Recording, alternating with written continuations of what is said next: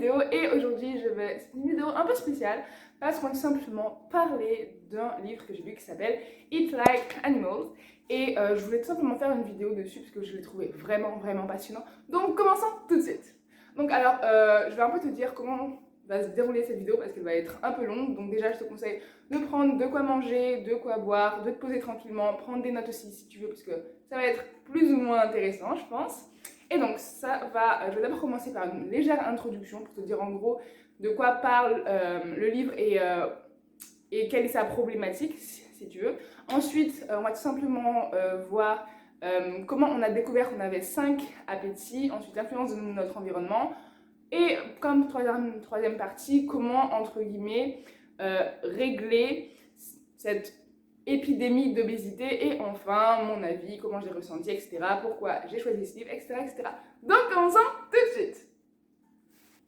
Déjà, qu'est-ce que la faim? Je suppose que pour la plupart des personnes, la faim c'est un peu ce bruit et cette sensation qui est un peu désagréable qu'on a au bas du ventre, simplement lorsque on a envie de manger. Et donc, lorsqu'on a envie de manger, ce qu'on va faire, c'est qu'on va manger. Et on a souvent pensé pendant longtemps qu'on avait un seul appétit entre guillemets global. Qu'est-ce que je veux dire par un appétit global? C'est que on avait faim pour tout en fait. On avait faim pour des fruits, pour de la graisse, pour McDo, pour de la viande et qu'en fait notre appétit n'était pas séparé. On n'avait pas forcément faim juste pour une pomme, juste pour une glace, juste pour je sais pas, de la viande. Et que donc en gros notre appétit était vraiment global. Et certaines nouvelles études ont montré qu'en fait on avait totalement faux et qu'on a 5 appétits. Et donc peut-être que tu peux te demander, ok on a 5 appétits mais d'où vient ce nombre?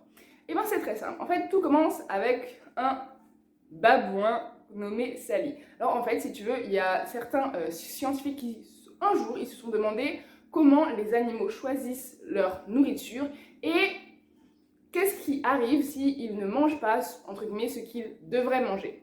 Et donc, ce qu'ils ont fait, c'est qu'ils ont étudié un babouin pendant 30 jours. Ils ont étudié exactement tout ce que ce babouin mangeait et en quelle quantité. Et ensuite, ils ont envoyé ça au laboratoire pour connaître exactement le nombre de nutriments dans chaque aliment.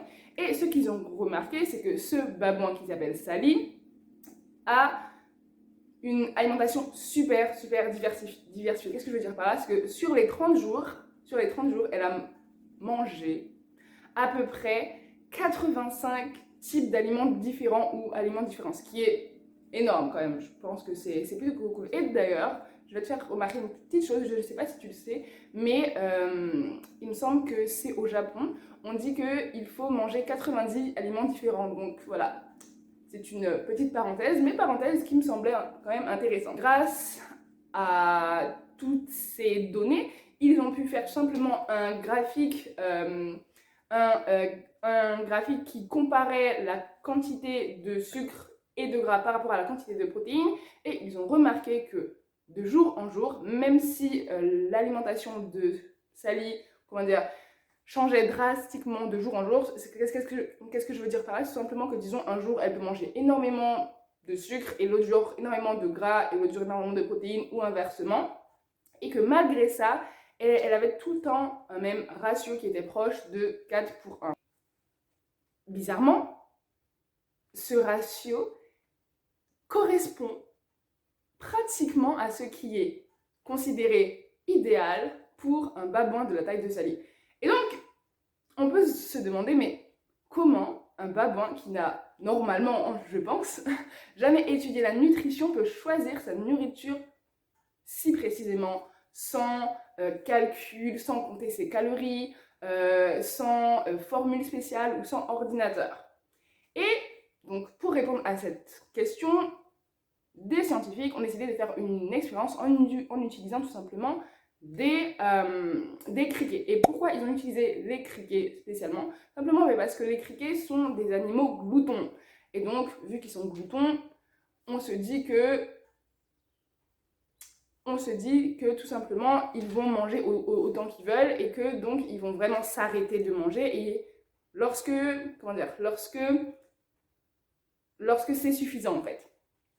Et donc, ce qu'ils ont fait, Ils ont mis tout simplement 200 criquets dans des boîtes individuelles et dans chaque boîte, il y avait de la nourriture avec des variations de protéines, sucres, lipides qui diffèrent. En gros, c'est un peu, en gros, si tu veux, c'est un peu régime faible en protéines contre régime fort en glucides.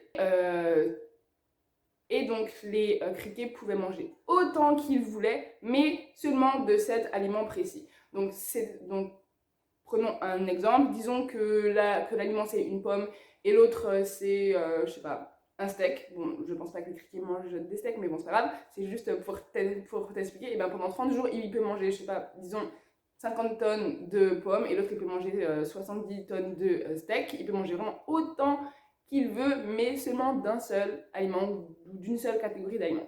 Et donc, à la fin de cette expérience, ils ont remarqué que tous les criquets atteignaient leur quantité idéale, entre guillemets, de protéines, sauf que ceux qui avaient un régime faible en protéines devaient consommer beaucoup plus de gras et de sucre pour atteindre cet objectif, comparé à ceux tout simplement qui avaient un régime riche en protéines. Ils ont conclu que les criquets avaient deux appétits distincts. Lorsqu'ils étaient en compétition, c'est-à-dire simplement que l'alimentation n'était pas assez diversifiée, contrairement à Sally, et ben, ils rentraient en compétition et que c'était toujours les protéines qui gagnaient.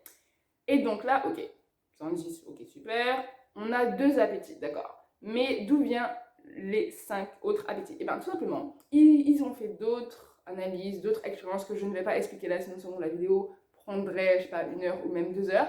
Et donc ils ont remarqué que pour plusieurs animaux, notamment le rat, les araignées, comment ça s'appelle, les mousses, et même les humains, ils ont aussi fait cette expérience sur des humains à Sydney et dans un autre endroit, mais je t'avoue que je ne sais plus. Et ils ont remarqué que c'était aussi vrai pour eux et qu'on avait jusqu'à 5 appétits pour les 3 macronutriments essentiels et pour les 2 micronutriments plus ou moins essentiels qui sont tout simplement les glucides, les protéines, les lipides, le calcium et le sel. Ok, d'accord, on a 5 appétits, mais pourquoi, si on a 5 appétits, pourquoi on n'en a pas 12, pourquoi on n'en a pas 20, pourquoi on n'en a pas pour le fer, pour le magnésium, pour le manganèse, pour la vitamine B12, la vitamine C, etc., etc. En fait, tout simplement, ils ont supposé que nous n'avions seulement 5 appétits car en se focalisant simplement sur ces 5 appétits, eh ben, on ne serait pas carencé entre guillemets et on aurait assez de nutriments pour combler tout ce qui est vitamines, manganèse, fer, etc. Tant que on se focalise vraiment sur ces 5-là. Pourquoi? Parce que je suppose que tu le sais, par exemple, une pomme contient des glucides, mais elle ne contient pas que des glucides, elle contient aussi des protéines, pas de graisse, bon, peut-être 0,1%, mais bon, elle en contient quand même. Donc tout ça pour te dire qu'il n'y a aucun aliment qui est que protéique ou que lipidique ou que glucidique, enfin. Donc avant de passer au point suivant, on va juste faire un petit résumé. Donc en gros, nous avons 5 appétits et lorsqu'ils sont en compétition, c'est-à-dire que lorsque notre alimentation n'est pas diversifiée, c'est toujours l'appétit des protéines qui gagne. Ok, donc en gros, les protéines sont les plus importantes. Donc logiquement, ce qu'on pourrait penser, c'est que pour régler cette épidémie d'obésité, il suffirait tout simplement d'augmenter les protéines. En soi, ce serait pas totalement faux, vu que je suppose que tu dois certainement connaître certains régimes comme le régime Dukan, qui est un régime hyperprotéiné, et effectivement, les gens perdent du poids. Sauf que le problème, c'est que trop de protéines acidifient ton corps, et qu'à long terme, tu as beaucoup d'effets néfastes que je pense ne valent pas une perte de poids. Bon, après, tu fais comme tu veux, mais personnellement, je n'irai pas faire un régime hyperprotéiné. D'ailleurs, dans le livre, ils ont fait plusieurs études que je ne vais encore pas expliquer ici parce que ce serait trop long. Mais en gros, ce qu'ils ont remarqué, c'est que on a deux systèmes. Et en fait, on aurait un système pour, entre guillemets, vivre longtemps et un système pour se reproduire. Et que ces deux systèmes ont des besoins différents. En gros, pour vivre longtemps, ils ont remarqué que les animaux qui vivaient le plus longtemps, ou tout simplement les hommes aussi qui vivaient le plus longtemps, c'était ceux qui avaient un régime faible en protéines, faible moyen en lipides et assez élevé en glucides, tout simplement, comme par exemple les gens d'Okinawa, les personnes qui habitent à Okinawa, je précise traditionnellement, pas maintenant avec tous les fast-food et tout, hein, je tiens à préciser traditionnellement. Tandis que tous ceux qui ont un régime haut en protéines, eh ben, ils sont entre guillemets plus favorables à se reproduire, etc. Mais leur durée de vie va être restreinte, tout simplement parce qu'en fait, un surplus de protéines va faire en sorte que... Comment dire ça facilement? En gros, un surplus de protéines va faire en sorte que votre télomère... Attends, comment je vais expliquer? Bon, je sais. Alors, en gros, je suppose que tu le sais, ton corps, il refait des cellules tout le temps et il répare ton ADN aussi tout le temps. Et si tu veux, tu as un petit morceau qui est à la fin de tes chromosomes qu'on appelle le télomère et il est là entre guillemets pour faire en sorte que tes chromosomes s'expriment bien, etc., que tes gènes s'expriment bien, tout ça, que tout fonctionne bien. Et le problème, c'est que lorsque tu as un régime très très protéiné sur du moyen long terme, et ben ce télomère devient de plus en plus court et le fait qu'il devienne de plus en plus court, il y a de plus en plus d'erreurs, donc ça veut dire que les cellules qui vont mourir et qui doivent normalement, entre guillemets, se recycler, vont se recycler de la mauvaise manière, et donc biologiquement, ton corps va vieillir plus vite. Tandis que lorsque tu as un régime, entre guillemets, qui est plus faible en protéines, tu ne vas pas avoir ce problème, ton télomère va rester, entre guillemets, à la taille qu'il devrait avoir, et donc, de ce fait, normalement, biologiquement, tu devrais vivre plus longtemps. Voilà, en gros, je sais pas si j'ai été claire, j'ai essayé de simplifier ça au maximum, et enfin bref, en gros, c'est ça. Passons à l'influence de notre environnement. Alors, je suppose que tu le sais, notre environnement a énormément changé et que l'âge où on était des chasseurs-cueilleurs nous semble bien loin. Maintenant, la plupart d'entre nous achetons notre nourriture dans des supermarchés. En soi, est-ce que c'est mal? Non, parce que tu as un large choix de fruits, de légumes, mais aussi de produits ultra transformés. Et là, le problème, c'est que nous en consommons beaucoup trop. Alors si tu ne sais pas qu'est-ce qu'un produit ultra transformé, je vais tout simplement te l'expliquer vite fait. Si tu veux, il y a 4 catégories de produits ultra transformés. Je vais commencer par le moins transformé au plus transformé, donc à l'ultra transformé.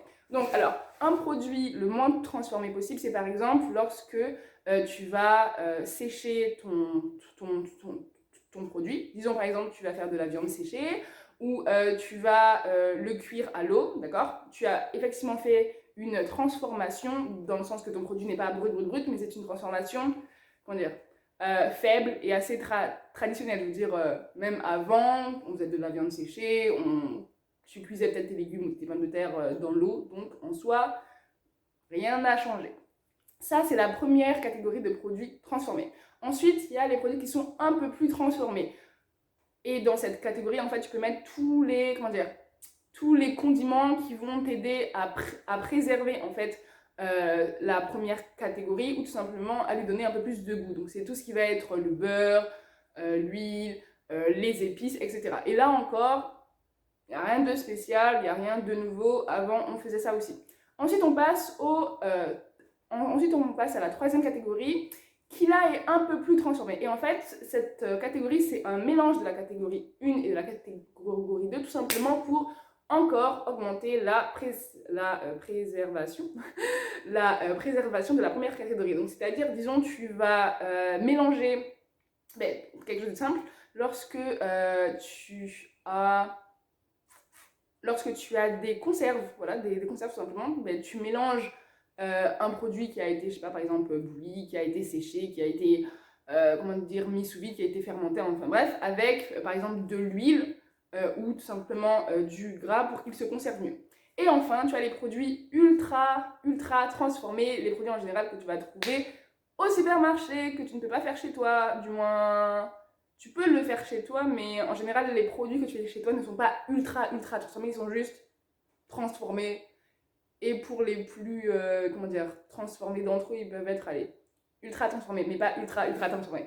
Et donc, dans ces catégories-là, tu vas avoir tout ce qui est glace, tout ce qui est pizza, tout ceci. Et là, peut-être que tu peux te dire, ok, d'accord, mais Sandy, je peux aussi faire ma glace chez moi. Effectivement, sauf que ta glace qui est chez toi, je ne pense pas qu'elle contient du plastique. Je ne pense pas qu'elle contient certains détergents. Je pense que lorsque tu fais ta glace chez toi, tu utilises des œufs, du lait, du sucre et des fruits, je suppose. Ce qui n'est pas fait en industrie. Enfin bref, voilà, en gros, si tu veux, c'est les 4 catégories. Et donc, quel est le problème avec les produits qui sont ultra transformés? Eh bien, le problème, c'est que ce sont des produits qui sont dépourvus de protéines et de fibres. Et comment ils l'ont découvert? Tout simplement, il y a une étude qui a été faite en Australie et ils ont remarqué que 61% des produits que les Australiens consommaient, c'était des produits ultra transformés. Et ils ont aussi fait une expérience où ils ont pris 5, si je ne me trompe pas, mais de toute façon, je le mettrai quelque part. Il me semble qu'ils ont pris 5 groupes où ils leur ont donné à manger tout simplement des produits ultra transformés avec avec différents pourcentages. Disons, ils ont donné le produit ultra transformé de 13%, l'autre de 51%, etc., etc. Et ils ont remarqué que plus on augmentait l'industrialisation du produit, si on peut dire ça comme ça, et ben, plus la quantité de protéines et de fibres diminuait. Et comme on l'a dit auparavant, lorsque notre alimentation n'est pas diversifiée, c'est toujours notre appétit pour les protéines qui gagne. Donc forcément, qu'est-ce qu'on va faire? On va manger plus pour atteindre, entre guillemets, notre objectif protéique.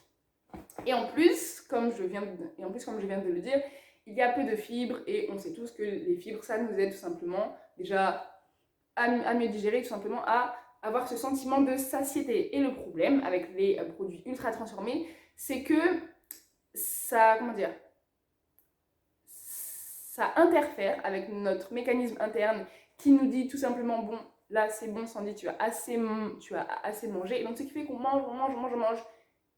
Et c'est super. Franchement, c'est super pour... Ok.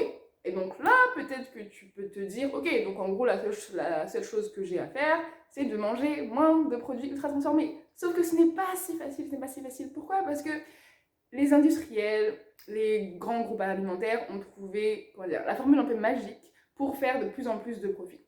En nous vendant des produits qui sont très peu protéinés, qui ont peu de protéines, qui ont peu de fibres, ils augmentent le goût. Parce que comme tu le sais, je suppose que tu sais qu'un jus de carotte est plus sucré qu'une carotte. Et bien en faisant ça, d'une, on ne va pas atteindre facilement notre objectif protéique en consommant seulement ces aliments-là. Et de deux, vu qu'on va trouver qu'ils ont un bon goût, on va tout simplement les acheter. Je sais, c'est très vicieux, mais il ne s'arrête pas là. Il ne s'arrête pas là. Pourquoi? Parce qu'il y a énormément de lobbies autour de la nourriture, je suppose que tu le sais. C'est d'ailleurs pour ça que, par exemple, tu sais, les pyramides alimentaires, elles ne sont pas vraiment faites par rapport à ta biologie, à ta physiologie, par rapport à ce dont tu as vraiment besoin. Elles sont plutôt faites à quel lobby a mis le plus d'argent sur la table, tout simplement. C'est pour ça que, par exemple, que si tu regardes la pyramide alimentaire au Japon vs ici, c'est pas du tout la même. D'ailleurs, c'est pour ça, par exemple, en France, le lobby du lait, aux États-Unis aussi, est assez important. C'est pour ça que les produits laitiers, ben, on te dit d'en manger tout le temps, c'est super important, vraiment, c'est super important. Les produits laitiers, vas-y. Et bizarrement, pourtant, les Français et comme les Américains, on a beaucoup de problèmes d'ostéoporose. qui est en gros un manque de calcium, alors que on nous dit de prendre du lait pour avoir du calcium. Donc c'est un peu le paradoxe calcium, contrairement aux Japonais qui ne consomment pas beaucoup de lait. Je tiens encore à préciser traditionnellement, et ils n'ont pas ces problèmes-là. Je te laisse faire ta propre réflexion. Et donc, un autre problème aussi avec les produits ultra transformés, c'est qu'ils sont pas chers. Qu'est-ce que je veux dire par là? C'est que les produits ultra transformés qui sont dépourvus de protéines et qui sont seulement sucrés et gras, et malheureusement ou heureusement, nous avons une appétence biologique pour tout ce qui est sucré et gras. Donc forcément, on aime ça. Donc, on va y aller. Et le problème, c'est que, je suppose que tu as certainement dû remarquer ça, une bouteille d'eau est plus chère que du coca. Des chips sont plus chers que des légumes. Voilà, c'est comme lorsque tu veux faire ton régime et tu achètes du yogourt, tu sais, le yaourt grec, qui est assez protéiné, et bien bizarrement, il va être plus cher que ta danette. Pourquoi? Simplement parce qu'il a plus de protéines. Donc ce qui fait que tu vas être poussé à manger ça. Et enfin bref, je pourrais parler de notre environnement et de l'obésité pendant 10 ans. En plus, dans le livre, ils en parlent pendant 10 ans, mais sinon la vidéo sera vraiment trop longue. Tout notre environnement, entre guillemets, fait qu'on va tendre vers une obésité. Qu'est-ce que je veux dire par là? Parce que en fait, lorsque tu vas avoir un excès de calories que tu ne vas pas dépenser, et ben petit à petit, tu vas avoir une résistance à l'insuline, ce qui va faire que ton pancréas va devoir synthétiser beaucoup d'insuline pour avoir le même effet. Et ça va gentiment, lentement, mais sûrement te pousser vers le diabète de type 2. Je tiens à préciser que ton apport protéique ne dépend pas seulement d'une résistance à l'insuline, ça dépend de ton âge, ça dépend de ton activité, ça dépend vraiment de beaucoup de choses. Et d'ailleurs, dans une partie du livre, je ne sais pas si je vais retrouver tout ça, parce que j'ai pris des notes, mais là je parle par rapport à ce que je m'en rappelle, ce que je m'en souviens. Je ne lis pas de notes, je ne l'ai pas appris par cœur, enfin bref. Et en gros, il disait que par exemple, si tu avais des parents qui étaient végétaliens et que leurs parents aussi étaient végétaliens, et ben que tu avais de fortes chances que ton besoin de protéines soit plus faible, tu vois. Et donc, finalement, déjà, rien que par ça, on n'est pas tous égaux. Donc, quelles sont les solutions qu'ils apportent pour contrer cette épidémie d'obésité? Alors, on va prendre... Alors, avant de répondre à cette question, vu que j'ai beaucoup parlé avant, je pense que je vais faire un petit résumé de ce qu'on sait. Ok, un petit résumé court. Alors, la première chose qu'on sait, c'est qu'on a 5 appétits. Et que lorsque notre alimentation n'est pas diversifiée, il rentre en compétition et c'est toujours l'appétit pour les protéines qui gagne. Troisièmement, nous savons aussi que nous avons un besoin de protéines spécifiques à chacun. Quatrièmement, nous savons que les produits ultra transformés contiennent peu de protéines et peu de fibres, ce qui fait que nous mangeons beaucoup et cet excès de calories va lentement mais sûrement nous emmener vers un diabète de type 2. Donc, alors pour répondre à cette question, on va prendre un exemple. Et pour ça, j'ai pris mon ordinateur tout simplement parce que je vais prendre un exemple concret avec des chiffres pour que tu puisses mieux comprendre. Donc c'est pour ça que je n'avais pas envie d'apprendre les chiffres par cœur. Donc, alors, 2 secondes, le temps que je fasse l'expérience, on va dire ça comme ça.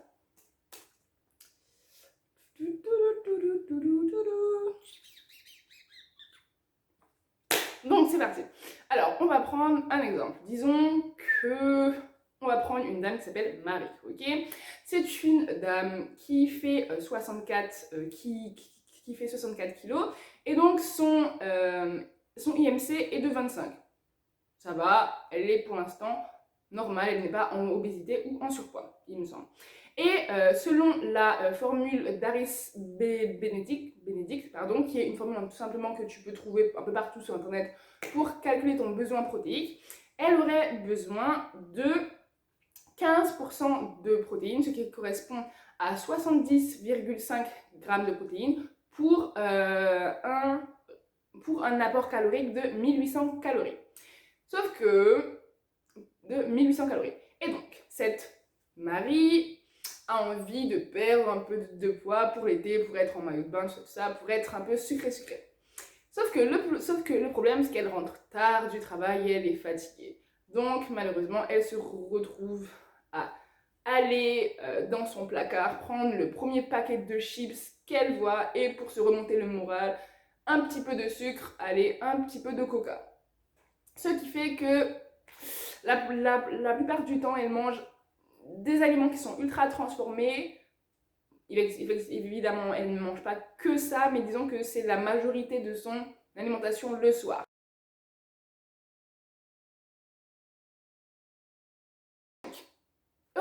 Et donc, heureusement, nous sommes là pour, entre guillemets, l'aider. La première chose qu'elle doit faire, c'est retourner à son objectif, à son besoin protéique de base qui était de 15%. Donc, ce qu'elle doit faire, c'est soit couper ces 290 calories qu'elle a consommées en trop, en par exemple arrêtant de manger un paquet de chips tous les jours ou du soda tous les jours. Sincèrement, 290 calories, c'est pas grand chose. Ou sinon, en faisant plus de sport pour les brûler.